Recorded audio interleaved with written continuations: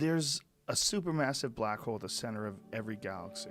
Yeah. But there's also other black holes that aren't necessarily in the center of galaxies. Yeah, so these little ones, well, little, they're a few times the mass of the sun, and they're from collapsed stars. So they are stars at the end of their life, very bigger than the sun, more massive than the sun, but they run out of their fuel and they start to collapse because gravity squashes them. And if they're sufficiently massive, then there's nothing that can stop the collapse. And so they collapse, as far as we know, to a point, right? Essentially an infinitely dense point. We don't really know what happens we don't know what happens right in the middle. But they collapse to such an extent that there's a region around it from which light can't escape. And so nothing can escape. And that's a black hole. And what happens to them? Do they travel? Are they moving through space? Yeah, they're still stars, right? So they're still there.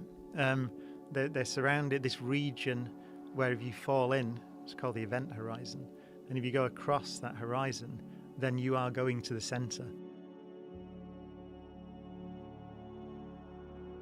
There's one way of thinking about it, which is quite cool, which is that the time and space sort of flip is one way to think about it. So in the same way that we are going into the future now, so we're going to tomorrow. There's nothing we can do about it. We are going to tomorrow. In the same way, if you fall in across the event horizon of a black hole, you are going to the middle, the singularity it's called. So that's your future. Every line of your future points to the center of the black hole. So it's kind of the ultimate of no escape, the ultimate prison. You're going to get squashed to an infinitely dense point. Not every star becomes a black hole at the end of its life? No, because if something like the sun, we have a small star. It's quite small, yeah. And when it collapses, there's a sort of a pressure, a force, if you like, which is caused by the fact that electrons don't like to be very close to each other. So it's called the Pauli exclusion principle. But essentially what happens is that, so as they get squashed closer and closer together, they move faster and faster to sort of get out of each other's way, if you like. And that makes a force which holds them up. And so that creates what's called a white dwarf star. So you can have a blob of matter. They're about the size of the Earth, but they're about the mass of the sun. And so that's for smaller stars. They end up as these white dwarf things, which are very dense objects. There's another version, which is called a neutron star, which is the same thing, but for neutrons. And they move faster and faster. So if it's massive enough that it overwhelms the electron thing, then the electrons sort of crush into protons and turn into neutrons, and the whole thing starts again. And so a neutron star can be, at least 1.5 times the mass of the sun, let's say, but it can be about 10 miles across. So that's an incredibly dense ball of matter held up by the neutrons moving around. It's got a fancy name. It's called neutron degeneracy pressure, but that's what it is. But if you go even bigger, then even that can't hold it up. And as far as we know, then there's no known force that we know of that can hold the thing up if it's too massive.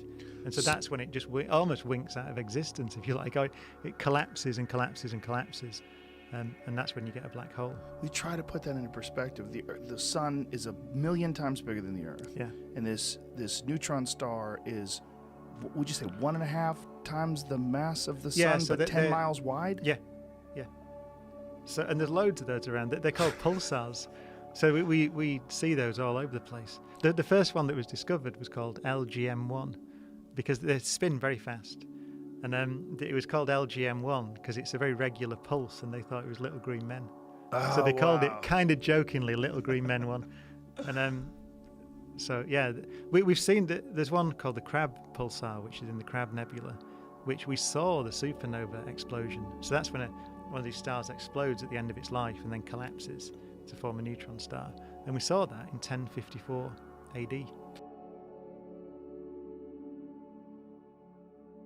Wasn't there some speculation that our solar system at one point was a binary star system, and that one of those stars had become a dwarf? I don't know. Someone hadn't had heard read that. something about that in relationship to the dense object they believe is outside the Kuiper belt. Yeah, I mean, there's some evidence. There's a bit of evidence that there's something out there. Yeah. Yeah.